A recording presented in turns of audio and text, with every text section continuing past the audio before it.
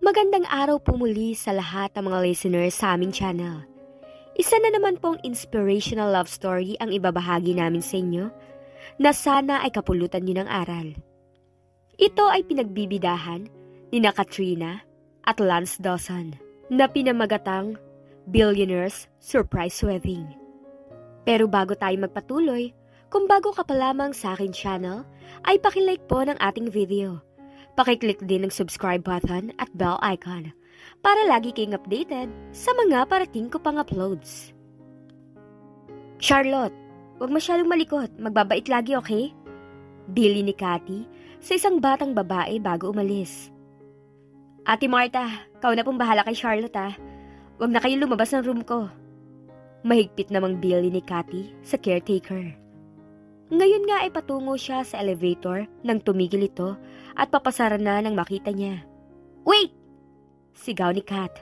Isang binata ang pumigil sa pagsasara dahil na din sa kanyang pagsigaw. Isang huling lingon ang ginawa niya sa bata at sa yaya nito at kumaway pa bago nagmamadaling pumasok sa elevator.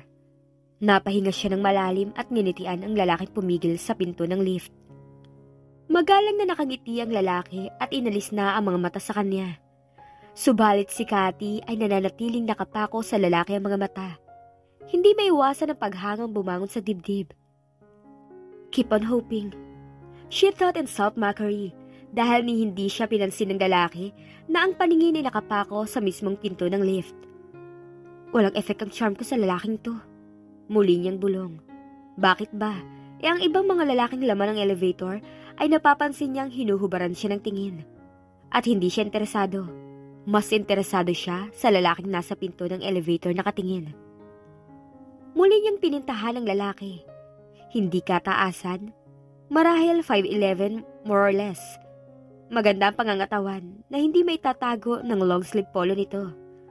Typical businessman. May hawak na Louis Vuitton na touch case.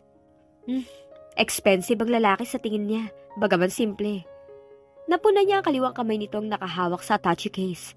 It looks strong and capable, at mabalahibo.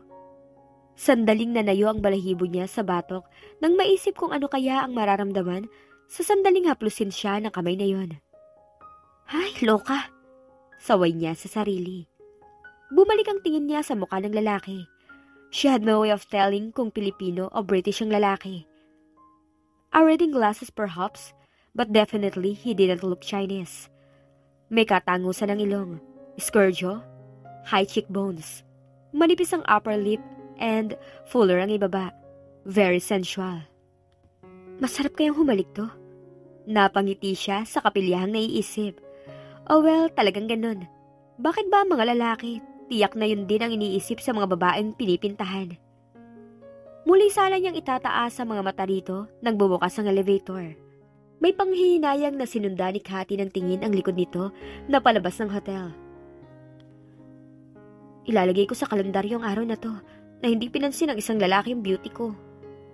Himutok niya sa sarili at lumakad na patungo sa coffee shop ng Holiday Inn Hong Kong. Pinili niya ang mesa sa sulok at kinawayan ng waiter. Lumapit ito. Chinese ang waiter and she almost groaned nang umiti ito at bumati ng English and Chinese accent. Lihim siyang nagpasalamat, isa sa mga educated Chinese, dahil karamihan sa mga Chinese sa Hong Kong hindi nakakaintindi ng English. Humingi siya ng continental breakfast. Pagkatalikod ng lalaki, inapangiti siya. Malimit ay mga prutas lang ang almusal niya. For a change, gusto naman niya mag-almusal ng tama. Isa pa, wala siyang balak na balikan ang dating trabaho sa New York. Isang buntong hininga ang pinakawalan niya pagkaisip sa trabaho at mabilis na muling naglakbay ang isip pabalik. Pagka-graduate niya kasi ng college sa isa sa mga kilalang universidad sa Manila ay umalis siya patungong Paris para dalawin ang kaisa-isahang kamag-anak ng mami niya. Tiyahin ng mami niya at biyudang retired teacher. May isang anak na lalaki subalit nasa destino lagi. Hindi niya inaasahang sa pagtutour niya ay may makapulang talent scout and freelancer photographer sa kanya. Si Drake, who later became a dear friend. He offered her a job. Modelo para sa isang kilalang jewelry manufacturer. Sa una, hindi siya makapaniwala sa inaalok ng talent scout. Subalit nang puntahan ang address na ibinigay nito, ganun na lamang ang tuwa niya. She passed all the screen test. Perfect sa kanya ang bawat alahas na ipasuot sa kanya at pagkatapos ay kinukuhanan ng larawan. She had a classic face, ayon sa mga advertisers. A Eurasian beauty. A kind of face that was so captivating. Ang ama niya ay Pilipino subalit Italyana ang namayapang ina at minana niyang halos ang pisikal nitong anyo. You look like your mother. Masuyong wika ng tiya niya. I miss her so much. I'm glad you found a job here and that would make you stay with me. So do I, Grandmere. Sagot niya. Bagaman hindi siya sanay magsalita ng Pranses, ay naiintindihan naman kahit paano ang matandang babae. At alam niyang nalungkot ito nang malamang sandali lang siyang magbabakasyon. At gano'n na lamang ang tuwa nang malamang may natagpuan siyang trabaho doon. She was 10 years old nang mamatay ang kanyang ina. Heart failure, nataglay na nito mula pagkabata. Doon niya unang nakita si Lota nang dumating ito sa Pilipinas para sa libing ng ina. Pagkatapos nun, regular na komunikasyon ng dalawa sa sulat at sa pagbibisita niya sa Paris paminsan-minsan. Doon nagsimula ang pag-angat niya sa larangan ng modeling. Isa siya sa mga privileged Filipinas na naging successful sa prestihiyosong karera yun sa ibang bansa. Hindi man siya katangkaran at 5 feet and 5 inches, ang pagiging slim niya ay tila nagdagdag ng ilang pulgada sa height ng dalaga. Plus, a Eurasian face that stops traffic. Higit sa lahat, naroon ang hindi mabilang na mga lalaki na naghihintay ng atensyon niya. She dated a few, rich and handsome men, not to mention the DOMs, na kung saan ay magalang niyang tinatanggihan. Pero wala man lang ni isa siyang napupusuan sa mga gwapong Italyano. Hanggang sa makilala niya si Alex, isang gwapong Italyano at kilalang negosyante maging sa labas ng Europa. Sa isang show niya sa Las Vegas, ay ipinakilala sa kanya ng isang kilalang designer, si Alex. At mula noon, hindi na siya hiniwalayan nito. Laging naroroon sa bawat show niya. Handsome and charming and enchanting. Matalino at mayroong sense of humor. At sa tuwina ay napapatawa siya. And she was so naive na inakala niyang nabighani ng ganda niya si Alex. And she was so in love with him. Tulad din ito sa kanya. At ang isa pang higit na nakaka-attract sa kanya rito, ang hindi nito pamimilit sa isang bagay na ayaw niya. That is the premarital. Bagaman hindi naman siya direktahang niyayaya nito, ay binuksan ng binata ang topic minsan na nasa isang restaurant sila. He laughed at her gently. Nagsabihin niyang napaka-konserbatibo niya pagdating sa bagay na yun. Isa yan sa mga bagay na gusto ko sa iyo, Cathy. Wika nito, a tender smile in his eyes. At higit na masarap itasin ang prutas sa tamang sandali. Puno ng pag-ibig na ngumiti ang dalaga. Natutuwa ako at naunawaan mo ako, Alex. Pinisil ni Alex ang palad niyang hawak nito. Gusto ko magpakasal tayo, Kat. Wika nito na biglang sumeryoso mukha. Halos tumalon siya sa pagsasabi ng yes. At sa mismong gabing yun, they were formally engaged. Mula sa bulsa ni Alex ay isang kaheta ang ibinigay at binuksan nito sa harap niya. Isang 1-carat diamond engagement ring ang isinuot nito sa daliri niya. It fits perfectly.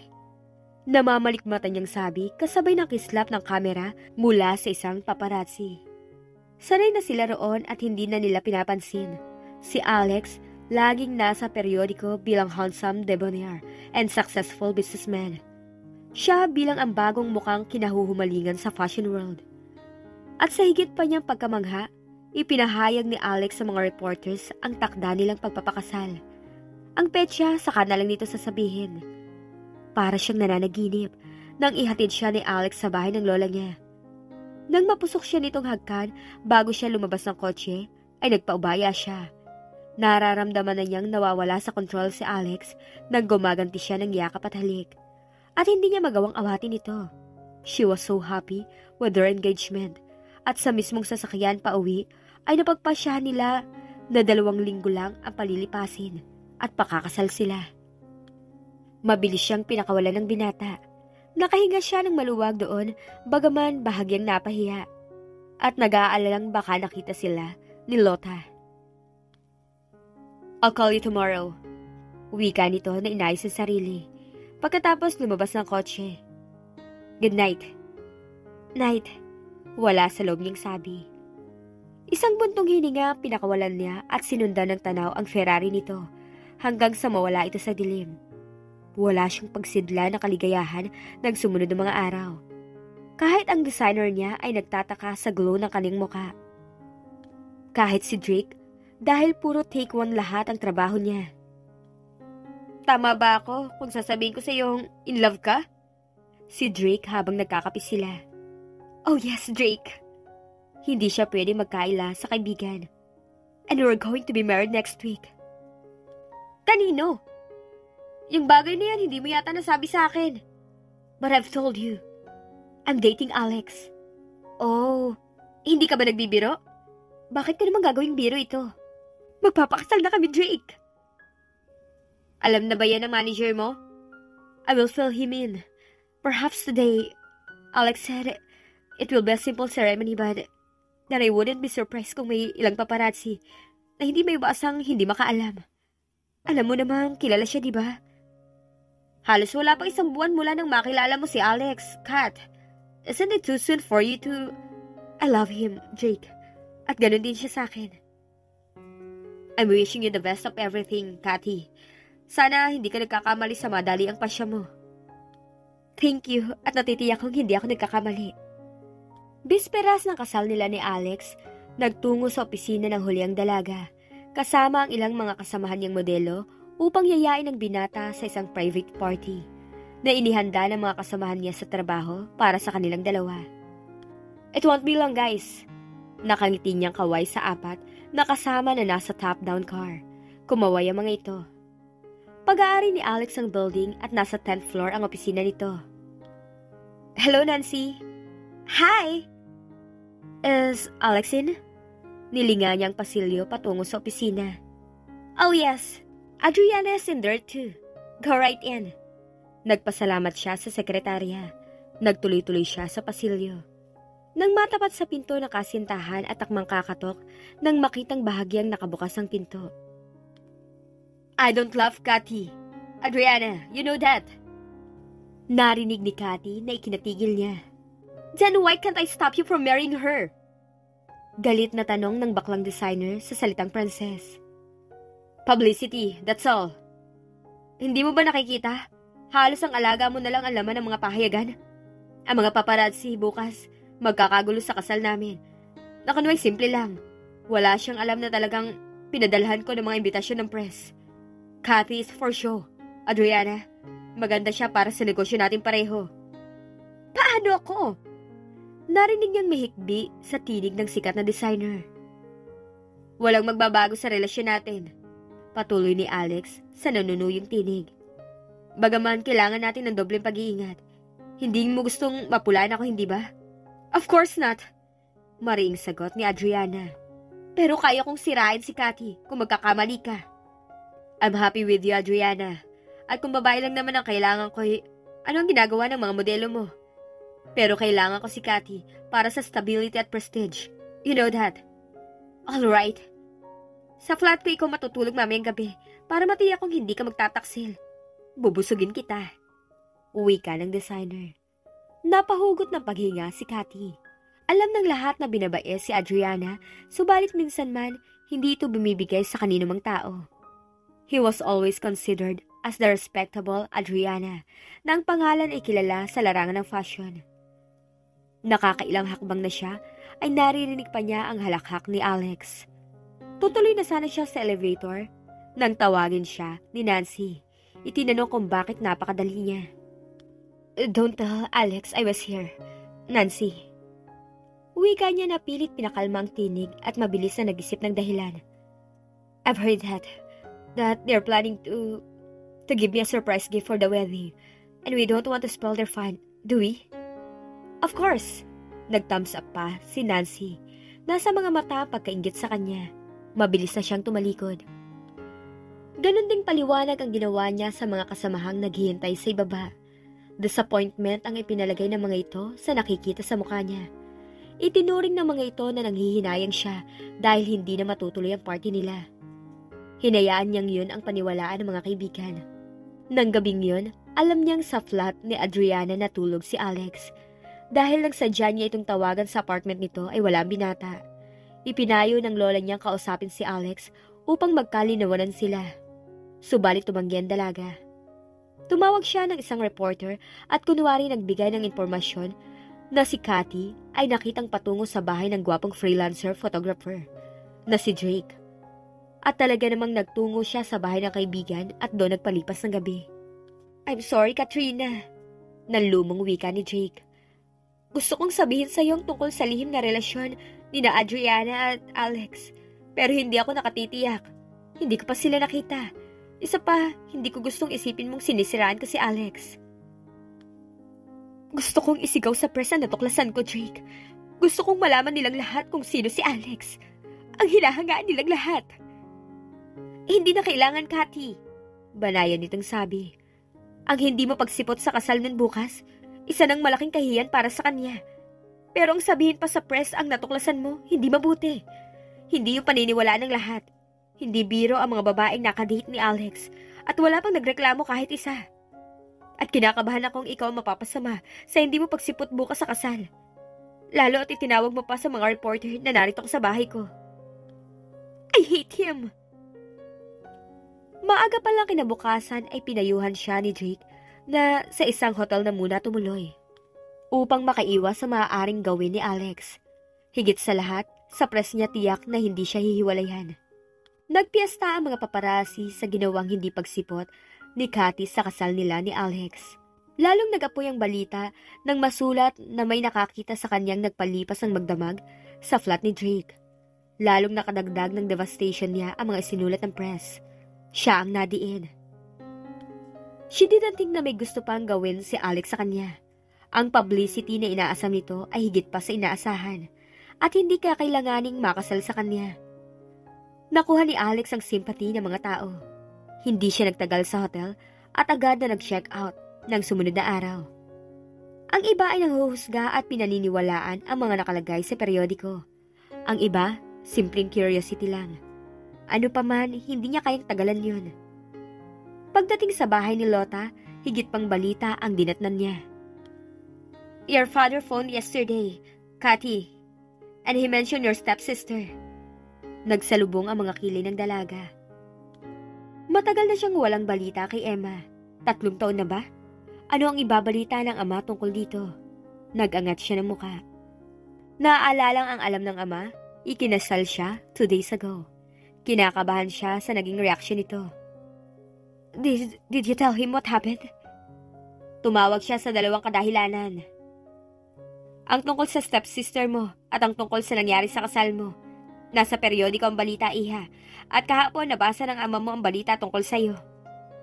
Nariyan lang ang Pilipinas, iha. Kung papaanong nakarating dito ang balita sa atin, ganun din na nababasa roon ang mga balita rito. Lalo na sa katayuan mo bilang sumisikat na modelo. "What have you told him, Granmere?" "Kinumpirma ko lang yung hindi pagkatuloy ng kasal mo at sinabi kong huwag paniwalaan ang iba pang mga balita at hintayin niya ang paliwanag mo. He's a bit worried. There's the phone. Talk to him, iha." "Katrina!" Si Kobe nang tawagan siya nito. "Totoo bang sinabi ng periodiko? Anong nangyari? Bakit hindi natuloy ang kasal mo?" Sunod-sunod nitong tanong. Isa-isa lang ang tanong, Dad. "Alright. Hindi natuloy ang kasal ko dahil hindi ko sinipot si Alex. Pero mali ang dahilang nasa periodiko. Please, Dad. I don't want to talk about it now. And don't worry, I'm perfectly alright. I'll fill you in when I get home." "Are you sure you're okay?" "Positive." "Ano palang tungkol kay Emma, Daddy? May balita ka ba sa kanya?" "Tumawag dito ang Pilipina na caretaker ni Emma sa Hong Kong. Hindi maganda ang balitang sinabi." Umikot ang mga mata niya sa ere. May bago ba roon? Kailan ba naman nagdala ng magandang balita si Emma sa buhay nilang mag-ama? Mula nang pakasalan ng daddy niya ang ina nito. Maldita si Emma, subalit lagi na ay naroon ang pasensya niya. Marahil dahil nasasabik siya sa kapatid. Si Emma ang basta na lang dumating sa buhay nila, pero tila rin na ito kung magsalita at kumilos. But she never felt invaded. Naawa pa nga siya dahil hindi ito masyadong pinapansin ng sarili niya. At wala na itong ginawa kundi magdala ng problema sa buhay nila mag-ama. Ang daddy niya ang nagtutungo sa eskwela upang makipag-usap sa mga teachers nito dahil mabababa ang grado at laging nagka-cutting classes. Minsan naman nahuli itong nag-shoplift nang walang kakwenta-kwentang bagay sa isang department store. Ang ina naman nito ay walang ginawa kundi murahin ng murahin ang anak nito. At sa palagay ni Cathy ay nakahinga pa ng maluwag ang daddy niya sa ginawang pag-iwan ng ina nito at pagsama sa ibang lalaki. Bagaman may sariling negosyo at nakaaangat naman sa buhay, ay hindi ang uri ni Kobe ang pinaluluguran ng mga luho. Kung ano ang kailangan, ay yun ang ibinibigay ni Kobe. Nang umalis ang ina ni Emma, ay patuloy na kinalinga ni Kobe si Emma. Lalong naging malapit si Cathy dito. Dala marahil ng awa na iniwan ito ng ina. Kahit ang ama ay inuunawa si Emma. Pareho nilang naiintindihan ng daddy niya na kulang sa pagmamahal at atensyon si Emma kaya ito ganun. Until more than 3 years ago, hindi umuwi si Emma ng halos 1 buwan at nang dumating ito sa kanila, may kasama ng lalaki. Mag-asawa na raw ang mga ito. Bakit hindi mo man lang sinabi sa amin na mag-aasawa ka na pala, Emma? I'm sorry, sir. Ang lalaki ang sumagot. Mataas at magandang lalaki. Gusto niyang isiping Chinese ang lalaki dahil singkit ang mga mata nito. Subalit may katangusan ng ilong na hindi karaniwan sa mga Chinese. Pero, nagdadalang tao na ho si Emma. Ano ngayon ang plano niyo? Sa Hong Kong na kami maninirahan, Tito Kobe. May branch ng negosyo roon ng mga magulang ni Carlo at siya ang mamamahala, di ba darling? Ganun nga po. 6 months na ang tiyan ko pero hindi pa halata, di ba? Niyuko nito ang sarili at wala sa loob na tumango si Cathy dahil totoo ang sinasabi nito. Para lang 2 buwan ang nasa tiyan ni Emma. Sa pamamagitan ng batang ito, magbubuhay doon niya ako. Cathy, anong ibig mong sabihin? Mayaman ang pamilya ni Carlo, my dear stepsister. Pagmamayabang nito. 2 lang silang magkapatid. Mas matanda sa kanyang isa, si Albie. Tuloy-tuloy nitong sinabi. Pagkatapos naupo sa gilid ng kama, bumuntong hininga. Oh, akala ko ba walang problema? At ayos sa gusto mo ang lahat ng nangyayari. Bakit ganyan ang itsura mo? Hindi ako gusto ng pamilya ni Carlo, Kat. They've Chinese blood at uso pa rin ang arranged marriages. Balak nilang ipakasal sa iba si Carlo, pero ako ang pinakasalan. At dahil mayaman sila, hindi ako ang uri ng babaeng gusto nila para sa anak nila. But, Carlo married you anyway. Yes, at wala na silang magagawa kahit na nga sabi nila bata pa raw ito. Carlos 23, you know. Pag naipanganak ko ang una nilang apoy, matutuwa na rin sila at matututuhan akong tanggapin.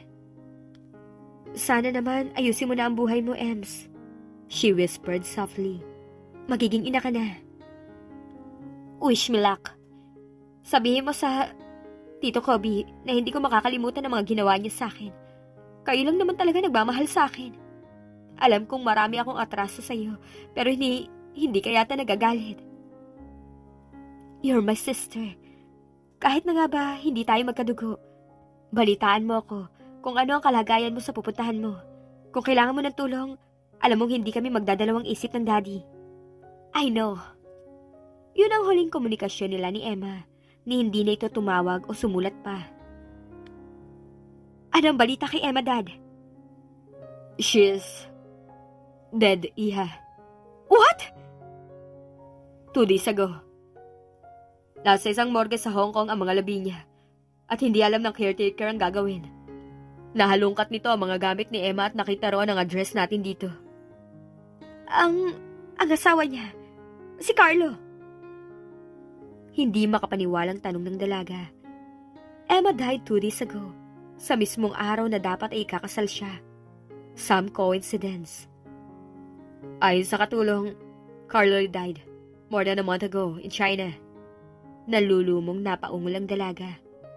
Bakit hindi niya itinawag sa atin, Dad? Bakit hindi niya tayo pinasabihan? At kamusta na ang batang pinagdadalang tao niya noon? Yan ang isa sa mga dahilan kung bakit nag-aalala ang caretaker, Iha. Nasa pangangalaga pa nito ang 3 taong gulang na anak, nina Carlo at Emma. Oh, it could have been a blessing in disguise na hindi natuloy ang kasal mo, Cathy. Patuloy ni Kobe. Not that we wanted it to happen. Hindi marahil natin siya kadugo, Iha, pero kailangan niya ang tulong natin, lalo na ang anak niya. At hindi ko magawang umalis ng bansa sa panahong ito. I'm expecting a Japanese business associate this week. Dumating si Katrina sa Hong Kong kahapon ng umaga. Agad niyang pinuntahan ang flat ni Emma ayon sa address na ibinigay ng ama. Nasa 4th floor ang flat ni Emma. Maliit at hindi maayos, ni wala halos kasangkapan. Nakilala niya si Martha, ang Pilipinang nag-aalaga sa anak ni na Carlo at Emma. Ganun na lamang ang tuwa nito nang maipakilala niyang sarili. Hindi ko na nga ho alam ang gagawin ko, ma'am.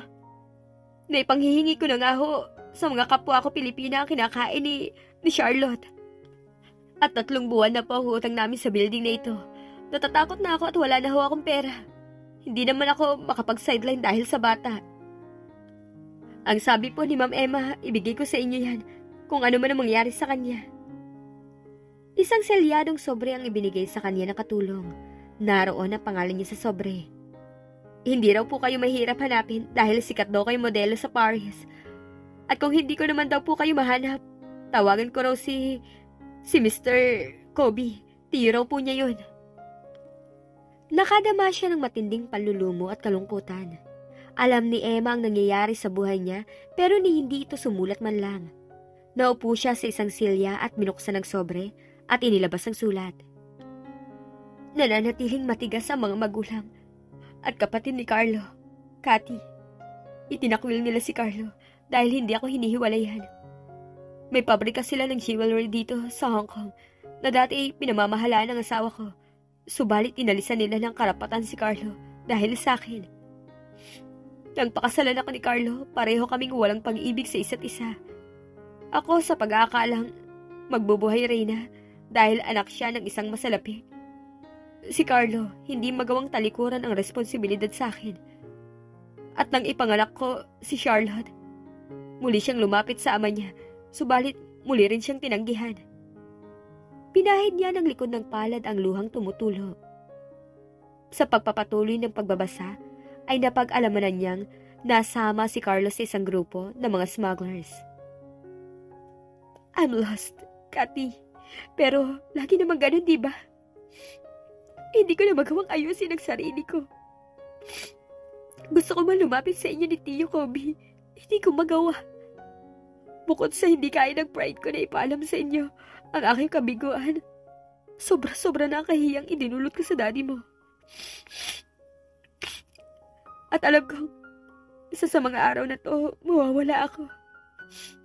At gusto ko humiling sa kahuli-hulihang pagkakataon. Kat, ang anak ko, ang anak namin ni Carlo, huwag mo siyang pababayaan. Huwag mo siyang ibibigay sa mga partido ni Carlo, ano man ang mangyari. Nang mamatay si Carlo, dinalaw ako ng kapatid niya sa kauna-unahang pagkakataon at gusto nila kuhanin ng bata. Itinaboy ko si Albie Chua. Beware of him. He's dangerous and ruthless. Nagsisikip ang dibdib na itinupi ni Katrina ang sulat at ipinasok na muli sa sobre at inilagay sa shoulder bag. Inalok niya si Martha na maging permanenteng yaya ni Charlotte pag-uwi sa Pilipinas. Subalit hindi ito pumayag. Bagaman napamahal na rito si Charlotte, hindi pa gustong umuwi sa Pilipinas ang caretaker. Hindi niya ito masisisi dahil tiyak na malaki ang kikitain nito kung mananatili sa Hong Kong. Ano ang itsura ng albichua na to? Martha, bagaman madilim na nakausapin siya ni Ma'am Emma sa baba, natitiyak kong malaking lalaki at brusko si Mr. Chua na hindi halos umabot sa balikat nito si Ma'am Emma. Hindi ako magtataka dahil petit si Emma at tiyak Chinese din ang albichua na to. Matabang niyang dagdag. Nakita naman nila si Charlotte? Hindi ko po tiyak, ma'am. Baka po mula sa malayo, natanaw nila akong kargang bata dahil papanhik kami ni Charlotte noon. Well, I hope they did not recognize her. Yun ay kahapon. Kaya naman agad niyang pinag-empake ang magyaya at sa hotel room na niya pinatulog ng nagdaang gabi. Pero kinakabahan pa rin siya na baka matunton ni Albie Chua si Charlotte. Ayon sa sulat ni Emma, kilala ang pamilya Chua sa Hong Kong at may impluwensya. May mga negosyo ito ng alahas sa buong Asia at nabanggit sa kanya ang isang kilalang jeweler shop sa Amerika at Europe. Ang kakompetensya ng unang pinagtatrabahuhan niya nang dumating siya sa Paris. Hindi naman siguro. Hindi alam ng pamilya Chua na patay na si Emma. Tiniyak ni Martha na hindi nito nasabi sa lalaki nang tumawag kahapon. Pero marahil, magbibilang pa ng mga araw bago mangyaring magtungo muli ito sa flat. And by that time, nakalipad na sila patungong Pilipinas. Kinabukasan ng umaga, nakuha na niya ang passport ni Charlotte at kumuha na rin siya ng ticket para sa bata para sa flight nila kinabukasan. Inabot niya ang isang bote ng mamahaling pabango na paborito niya. Subalit gano'n na lang ang pagkagulat niya nang may isang kamay na kasabay niyang umabot sa bote ng pabango. "Oh, I'm sorry." "It's okay," wika ng may-ari ng kamay. Bukod sa hindi siya nakakilos, hindi rin siya agad nakasagot. Ang lalaki sa elevator kahapon ng umaga, still in his reading glasses. Pinigil niya ang pagpapakawala ng pagsinghap. His sweet breath fanned her face. At bago pa man siya talaga makaisip ng sasabihin, lumapit na ang sales lady at hinarap ang lalaki na tuluyan ng inangkin ng sales lady ang atensyon. Ni hindi rin siya pinagkaabalahang lingunin ng lalaki. Nakakita lang ng gwapo ay nakalimutan na siya, pati na ang dalawang sales clerk na naroon ay sa lalaki nakatingin. Sa halip na kumuha ng pabango, lumabas na lamang siya ng butik. Nawalan na siya ng ganang mamili para sa sarili. Sa halip nagtungo siya sa department store, kung saan may mga gamit pambata. Ilang pares din ng damit ang nabili niya para kay Charlotte. Tuluyan na ngang nawala sa isip niya ang lalaki sa elevator. Paano Martha? Tutuloy na kami ni Charlotte sa airport. Paano ka? May mga kaibigan po ako rito sa Hong Kong, Ma'am Katrina. Madali na po para sa akin na makahanap ng employer dito. Isa pa, malaki rin pong halaga ang ibinigay niyo sa akin. Sobra-sobra. Magpakabait ka, Charlotte ha. Tumango ang bata at sandaling yumakap sa yaya na naiiyak. Ilang sandali pa ay palabas na sila ng silid at tumuloy sa elevator. Bukod sa kanilang tatlo, may 4 pang pasahero ang elevator at puro foreigners. Pagdating sa ibaba, nahinto sa paghakbang patungo sa counter si Cathy nang biglang hatakin siya sa braso ni Martha. "Ma'am! Si Albie Chua!" "Ha? Nasaan?" "Yung pong nasa counter, ma'am. Yung malaking lalaki na may bigote at nakamaong at sports shirt na puti." "Oh God!" Mabilis niyang diniinan ang bota ng elevator. Kinakabahan na tumingala kung nasa ang floor na ito. Nagpapasalamat siyang walang elevator boy at nagawa niyang isara kaagad ang pinto ng lift. "Bumaba ka sa second floor, Martha. Dalhin mo ang bagahe ko at iwan mo sa lobby. Ako nang bahala. At pagkatapos, maaari ka nang umalis. Ako nang bahala sa amin ni Charlotte." "Sigurado po kayo, Ma'am Cathy?" "Sige na Martha, at salamat." Tinignan niya ang relo sa braso. 5:30 na ng hapon. 3 oras bago ang flight niya. "At sana magawa mong iligaw ang lalaking yan kung makita ka niya." Pagbukas ng elevator ng second floor ay bumaba si Martha, hila-hila ang digulong na maleta ni Cathy.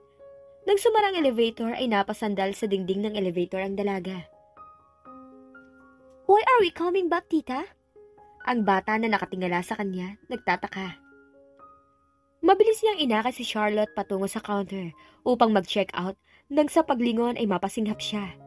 Nakaupo sa reception lobby si Albie Chua at nagbabasa ng dyaryo at hindi maaaring hindi siya mapunan nito kapag dumaan sila sa harap. Mabilis ang desisyon niya at agad na humarap pabalik. Nabunggo niya ang isang matandang babaeng Chinese national na naiiritang umusal ng kung anong hindi niya maintindihan. "Excuse me," wika niya. "Tita, slow down some. You're making me run," reklamo ni Charlotte. "Oh, I'm sorry darling, but..." Lumingon siya upang makitang nakatayo na si Albie Chua at sa kanila nakatingin. Napaungol na siya ng tuluyan at lalo pang binilisan ang paglalakad na takbo na para sa bata. Muli siyang nabangga sa isang matigas at matibay na dibdib. Siya ang bumuhay at napahawak sa lapel ng polo shirt ng nakabangga upang huwag matumba. Nabiting sa lalamunan niya paghingi ng paumanhin nang mapatingala at makilala ang pamilyar na muka. Sa pagkakataong yun, hindi nito suot ang reading glasses and she was staring into cold gray eyes. Nagsalubong ang mga kilay nito sa pagkakatitig sa kanya. Humigpit ang pagkakahawak niya sa lapel ng polo nito. Nagpapanik siya at hindi alam ang gagawin. Ano ba ang gagawin niya? Gagawin ba niya ang biglang bumangon sa isip? Sa likuran niya ay si Albie Chua. May pagpipilian ba siya? Oh, darling! Mabilis niyang sabi. Wala sa loob na binitiwan si Charlotte at yumakap sa lalaki. Nainip na kami ng anak mo sa'yo. Mahuli tayo sa flight. Hindi humihinga si Katrina. Inaasahan na niyang itutulak siya palayo ng lalaki.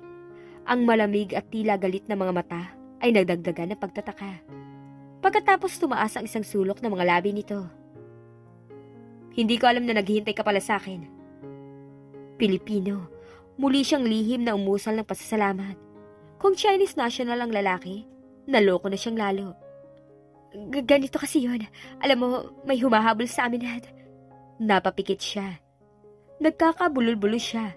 At nang lumingon sa likuran ay nakita niyang nahinto sa kinatatayuan nito si Albie Chua at nakakunot ang noo. I'm sorry, pero may humahabol sa amin at kailangan ko ng tulong mo. Oh sure, kayang-kaya kitang tulungan sa bagay na to. At bago pa siya makapag-isip ay hinalikan siya nito.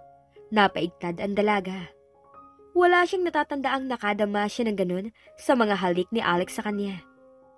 Okay ba? Ang lalaki. Si Cathy na lalo nang nagkabuhol-buhol ang isip at dila. Lumunok siya at bahagyang tinapunan ng sulyap si Albie Chua. May palagay akong hindi siya kumbinsido. Mukhang kulang ang halik na ibinigay ko sa'yo.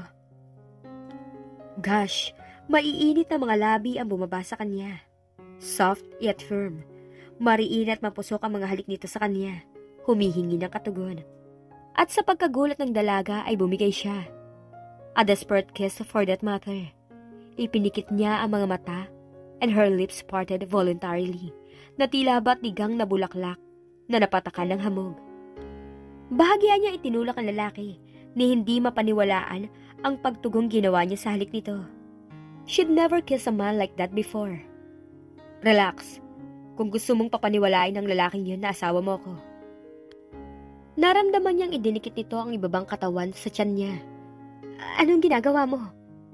Ang tamang tanong, kung ano ang ginawa mo sa akin. Tita, what are you doing? Sino siya? Kaibigan, yes. He's my friend. Hello, sweetheart. Hi, what's your name? I'm Lance. What about you? Charlotte. Sino ang lalaking yun? Isang kakilala. Or a boyfriend na nahuli kang nakipagtagpo sa iba at ngayon nagwawala? Bulong ng lalaki sa tainga niya. Hindi ko siya naging boyfriend. Ngumisi ang estranghero. Well, salamat sa tulong mo. Pero mahuli na kami ng flight ng pamangkin ko. At hindi pa ako nakakapag-check out sa hotel. At tinulungan mo na rin lang ako. Tulungan mo ako makalabas ng hotel na to. At, sure. Hindi pa ako nakakapag-check out at nasa lobby pa ang mga bagahe namin. I'll take care of that. Maghintay kayo rito sa loob ng taxi at babalik ako sa reception. But I haven't paid my... Hindi niya na ituloy ang sasabihin dahil tumalikod na ang estranghero pabalik. Naiwang naguguluhan si Katrina. Wala pang 10 minuto ang lalaki muli itong lumabas ng hotel. Sa tabi nito ay ang bellboy at hila ang malaking maleta niya. Nakita niyang inabutan ng tip ng lalaki ang bellboy na muling bumalik sa hotel. Pagkatapos, tumabi sa driver at nagbigay na ng direksyon. Thank you very much, mister. Nasabi na sa akin kaninang umagang bill ko, so please take this. Saka mo na ibigay sa akin yan. Anyway, isa naman ang destinasyon natin. Ano ang ibig mong sabihin? I'm flying to Manila today. Oh, no. Relax, sweetheart. Ako ang bahala sa'yo. Naningkit ang mga mata ni Katrina. Ano ba ang akala ng lalaking ito sa kanya? Pick-up girl? Hindi ko ipinapabahala ang sarili ko sa'yo. Hindi? Hindi ba't kani-kanina lang ikaw mismo ang lumapit at humingi ng tulong sa akin? Kanina yun. Nagpasalamat na ako sa'yo. Sobra pa dahil pinagsamantalahan mo ang kalituhan ko. What have I done? Pagmamaang-maangan nito. You kiss me and made a pass at me. Pinagsamantalahan mo ko una. Kung natatandaan mo na sinugod mo ako ng yakap, di ba? Tumugon lang ako. Hindi nagtagal ay nasa airport na sila. Matapos bayaran ng taxi ay ibinaba na ni Lance ang bagahe niya sa compartment sa likod. Kaya kong hilahin ang maleta. Hindi naman mabigat yan at saka di gulong. It's alright. Ang bata ang asikasuhin mo. Thank you again, mister. Tanggapin mo ang perang katumbas ng ibinayad mo sa hotel ko. Kaya namin magtiya mula rito. We can go separately. Come on. Parehas naman ang destinasyon natin. Bakit kailangan maghiwalay pa tayo? Magpaprotesta pa sana ang dalaga nang hindi sinasadyang matanawan niya si Chua sa entrada ng building. Umiikot ang mga mata na tila may hinahanap. Napahugot siya ng paghinga at mabilis na iniabot ang mga passports at tickets dito nang wala sa loob. Ito na ang passports namin. Bahagyang nagsalubong ang mga kilay ng lalaki. Si Katrina ay mahigpit ang hawak sa braso ng bata at nilinga ang kinakikitaan kay Albie Chua. Wala na turon. Sinusundan sila nito. Naghihinala kaya itong pamangkin nito ang batang dala niya? Pero paano? Ang sabi ni Martha, hindi gaanong napagtuunan ni Albie ang bata dahil madilim. Pero bakit mula pa kanina ay nakasunod ang lalaki? Hindi niya ako kilala. At sigurado akong naghihinala lang siya dahil ilang beses ko siyang iniwasan. No, he probably saw you with Martha. Hindi na niya alam ang gagawin. Naguguluhan siya. Lihim na napaungol ang dalaga. Kahit saan daanin ay may karapatan ang pamilya Chua kay Charlotte. Ni hindi nga sila magkamag-anak ni Emma. Totoong halos sa kanila na nagdalaga ito, subalit wala pa rin silang relasyon kung tutusin. Maliban sa affinity na matagal na rin namang tinapos ng ina nito. But she couldn't fail Emma. Kahit ang ama niya matindi ang bilin na iuwi sa Pilipinas ang bata. And who knows kung anong trato ang maaari nilang gawin kay Charlotte. Kung ang sariling anak na si Carlo ay nagawa nilang itakwil. At 3 taong gulang pa na bata kaya na ngayon lang nila natutunang kilalanin. Hindi mamamatay si Carlo at si Emma kung una pa lang ay tinanggap na nila ang mga ito. Pero dahil matapobre ang pamilya, itinakwil kahit ang sariling anak. Nasa first class section sila at hindi maunawaan ni Katrina kung paano nakakasama silang 3 sa hilera ng pantatluhang upuan. Si Charlotte nasa window seat, siya ang nasa gitna at si Lance ang malapit sa aisle. Tumawid ang mga kamay ni Lance patungo sa lugar ni Charlotte at balak na ito ang magkabit ng seatbelt ng bata. Si Katrina ay halos hindi huminga. Naiipit siya ng mga braso ng lalaki at alam niyang sadya nitong idinidikit ang katawan sa kanya. And she could feel herself shivering. Namamangha siya sa sensasyon na idinudulot ng lalaki sa kanya sa tuwing nalalapit ito. Mula pa man nung una niya itong makita sa elevator. Heavens! Meron ba talagang lalaking ganun? Yung kahit paghinga lang na nalalanghap at humahaplos sa'yo. Tila nagpapatayo na sa lahat ng mga balahibo mo sa katawan. At ikaw rin, wife. Nakangising wika nito sa kanya. At bago pa siya makakilos, bumaba na ang mga kamay nito sa seatbelt niya at ikinabit. Kaya kong gawin yan.